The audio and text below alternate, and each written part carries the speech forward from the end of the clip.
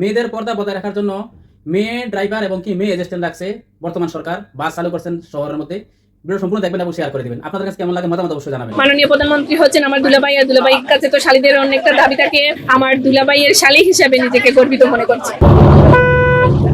আমি আজকে ফাইমা সানজা, সিলেটের দক্ষিণ সুরমা উপজেলা মধ্যবাজার থানা এবং শিলাম ইউনিয়নের আমার বাড়ি।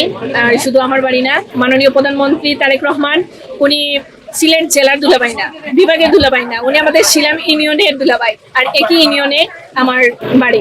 তো মাননীয় প্রধানমন্ত্রী হচ্ছেন আমার দুলাভাই, আর দুলাভাইয়ের কাছে তো শালীদের অনেকটা দাবি থাকে। আমরা যেহেতু সার্ভিসে আসছি, উনার উদ্যোগে একটা প্রজেক্টে চালু করেছেন। আর আমরা তো রিক্সার কাজে নিজেকে নিয়োজিত করেছি, সেবা নিয়োজিত করেছি, আমাদের যাতে ভেটার সার্ভিস দিতে পারি সেদিকে উনি সুদৃষ্টি রাখবেন।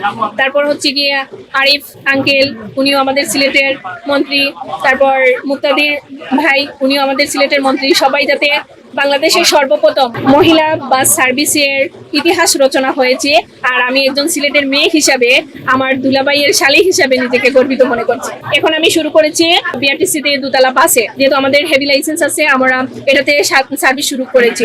তো আমি আশা করব মেট্রো রেলের মতো জায়গাতে যাতে আমরা সেবা দিতে পারি, আমাদেরকে মন্ত্রণালয়ে যাতে আমাদেরকে সুযোগ করে দেওয়া হয়।